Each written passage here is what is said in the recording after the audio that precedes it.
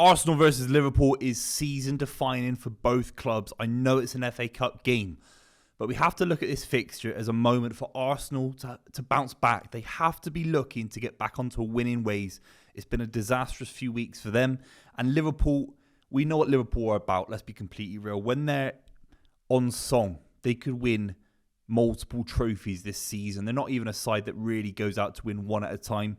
If this Liverpool side arrive at the Emirates with the kind of goal-scoring away form that they've displayed this season, it could be a massive night for them as well. So we're going to break down the game and obviously my thoughts about how I think it's going to go. Make sure you subscribe to the channel if you haven't already. Would really appreciate it. Let's just do an overview of Arsenal. They're at home. It's the FA Cup. So there's this element of freedom and flexibility away from the Premier League form. Arsenal's form has been absolutely disastrous. And I can't think of a club since I've been born who were top in and around Christmas and are now sitting in fourth. I can't think of a side that have done that in recent memory. Maybe Spurs have dropped off a little bit around then, but to go into the new year in such a poor vein of form, home and away, they were absolutely shocking against West Ham and Fulham. This is a side lacking in creativity. This is a side that is lacking in the backup players coming through and creating a massive environment of competition, making defences scared. And you look across the road at Liverpool. Salah goes, and you still think, wow, Núñez, Diaz, Gakpo, Jota. That is a very, very dangerous front four, front five that Liverpool can pick from when everyone's fully fit. So that's where Arsenal are struggling. It's as simple as that. Sometimes you're going to be rubbish. The great Alex Ferguson sides of the 90s, early 2000s, do you know what? A lot of them, a little bit dross. They got through games. They were masters of grinding through games.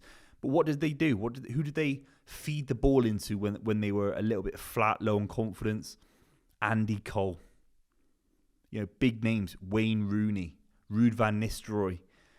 Who have Arsenal got? Eddie Nketiah. He might have to play in this game because of squad rotation for the Premier League form, because it is the FA Cup. But Arsenal have to approach this game, in my opinion, like it's a Premier League game. They're not going to win the Champions League, in my opinion. They're nowhere near advanced enough in their trajectory. So the FA Cup has to be treated like maybe you get lucky and you draw a rubbish side in the next round for Arsenal. But against Liverpool, you have to set a marker. You have to be looking to play the closest front three that you would have played against Liverpool in the Premier League. And that is another thing to think about. They're playing each other soon, very soon as well, in a couple of weeks' time. So if you go, right, we're going to set up with a weak side, get smashed, lose early in the FA Cup like Arsenal did to Man City. Again, Premier League title contenders last season. They lost the game. We were quite poor in that game as well, I'd say. Suddenly you're thinking, where does the confidence come from if they can't approach an FA Cup game with a bit of freedom, being at home, and looking to put a few past Liverpool and find a way of being able to beat Liverpool? If this Arsenal side want to beat Liverpool to win the Premier League title, and they're going to have to beat Man City as well, then this FA Cup tie is the first step of trying to rebuild some confidence. But the way it's looking at the moment, and Mikel Arteta came out and sort of said, we're not looking to invest in January. Absolute craziness. What's happening? Arsenal are a massive club. Some of the signings you can go out and get in January, yeah, it's not the best market in the world. It's not the longest. But your middle of the season, it does give you opportunity to just strengthen where you need to and trying to go after the goals that your club has set this season. I'm sure one of them was winning the Premier League, at least winning a trophy.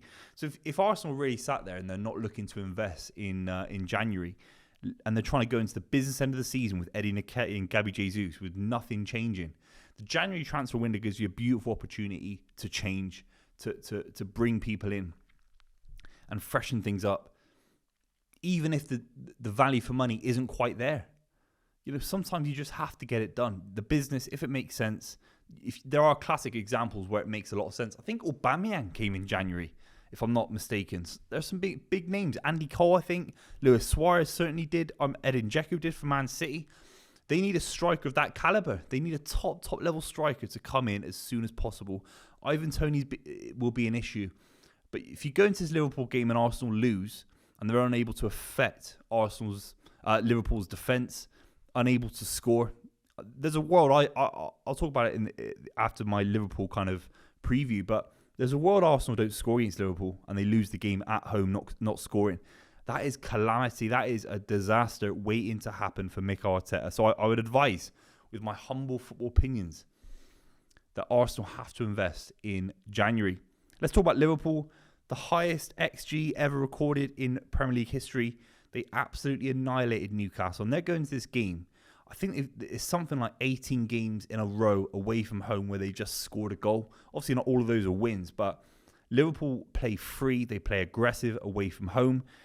And this is where Liverpool have got a beautiful problem when Mohamed Salah comes back from the AFCON, because they've got 5 or 6 dangerous players that are all fighting for 3 positions. And Jurgen Klopp creates a culture of, it's a meritocracy, it's a culture of competition within the squad to the degree where, you know, Jota, Núñez, Diaz are all fighting, and Gakpo, they're all fighting for those 2 positions alongside Mohamed Salah. So when Mohamed Salah leaves, that competition bubbles over into that space, and there'll be competition for the right hand slot as well as the striker slot.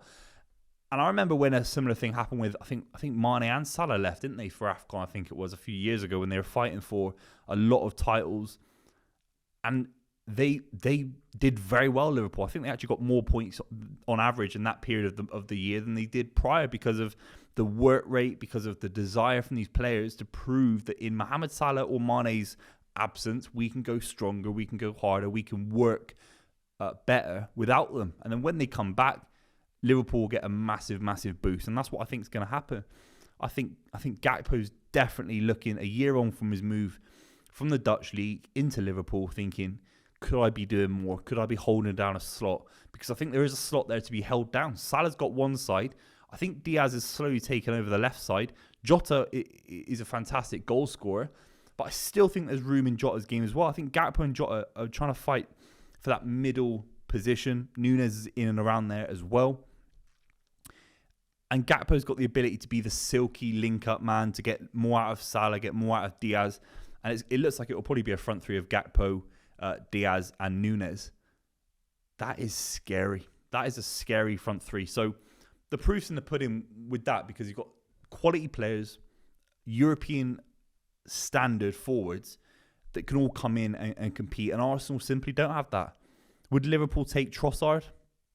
No. They take Saka, maybe. They take Martinelli. You know, truth be told, I think they take Gabby Jesus 1,000,000% as a Firmino role. But apart from that tells you everything. All the bias aside, you can say what you want about me if I'm biased or whatever, but would the rival side really take many of those Arsenal front 3 players? I don't think they would. So that's what Arsenal are competing with, one of the most dangerous front 3s in Europe. And it almost gets more dangerous when Salah leaves. That's down to the genius of Jurgen Klopp. How will the game go? I think Arsenal have to be very, very strong. They have to line up as if it is the Premier League game that they will be playing in a few weeks' time. I think they have to look at it as a moment to get themselves back on track. That's all well and good, but Arteta could just say, "Well, look, it's an FA Cup game. Let's rotate. Let's rest some players." And if he does that and loses 3 on the bounce, 1 in the FA Cup, the only competition he's ever won in England as a manager, period.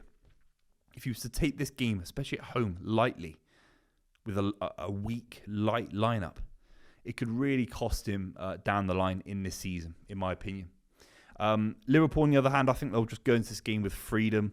Jurgen Klopp is such a genius that it doesn't matter if it's the League Cup, the FA Cup, Champions League, Europa League, whatever.